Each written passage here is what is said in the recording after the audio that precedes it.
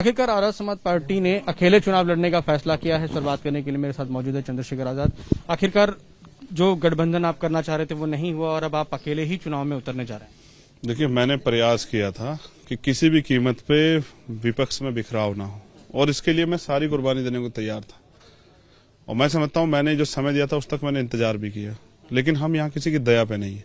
आज जहां चंद्रशेखर खड़े हैं वो भीम आर्मी आजाद समाज पार्टी के संघर्ष से, बहुजन समाज के संघर्ष से हैं। तो मैं समझता हूं कि जितना रोकना का प्रयास मैंने किया उतना दूसरों को भी करना चाहिए था। मैंने अपनी तरफ से पूरा प्रयास किया, मेरी निष्ठा थी बहुजन समाज के लोगों के साथ, क्योंकि मैंने पिछले 5 साल में बहुत कुछ खोया है। पिछले 5 साल में 2 साल के करीब तो मैं लगभग जेल में ही रहा। मैंने लाठियां खाई, 100 से ज्यादा मुकदमे झेले।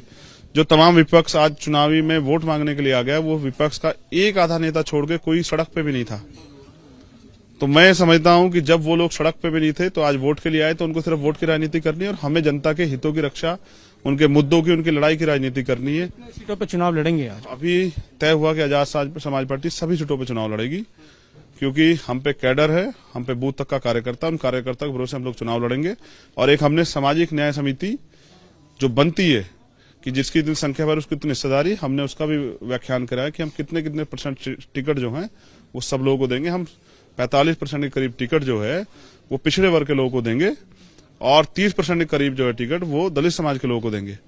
18% टिकट जो है हम मुस्लिम भाइयों को देंगे और 2 से 5% टिकट जो है एडजस्ट करके हम जो अन्य धार्मिक अल्पसंख्यक और एसटी के लोग हैं उनको देंगे।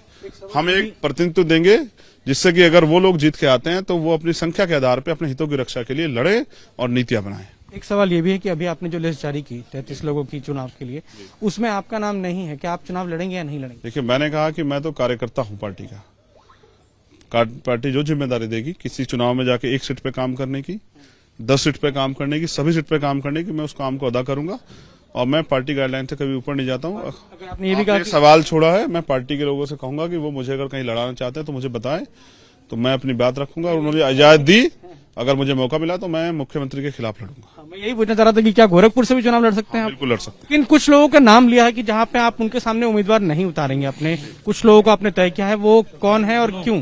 देखिए, जयंत चौधरी जी के खिलाफ हम लोग प्रत्याशी नहीं उतारेंगे अगर वो लड़ेंगे। शिवपाल जी के खिलाफ नहीं उतारेंगे। स्वामी प्रसाद मौर्य और ओपी राजभर, इन चारों सीनियर लोगों के खिलाफ हम लोग प्रत्याशी नहीं उतारेंगे। हम चाहेंगे लोग सदन में जाएं और अपने क्षेत्रों में अपने हितों की रक्षा, अपने समाज के हितों की रक्षा के लिए लड़े। अखिलेश यादव वो लड़ेंगे तो उनके खिलाफ भी नहीं उतारेंगे। जाइए।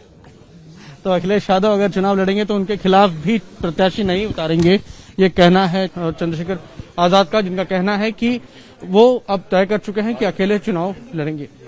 कैमरामैन निखिल रस्तोगी के साथ प्रफुल्ल श्रीवास्तव, एबीपी न्यूज, नोएडा।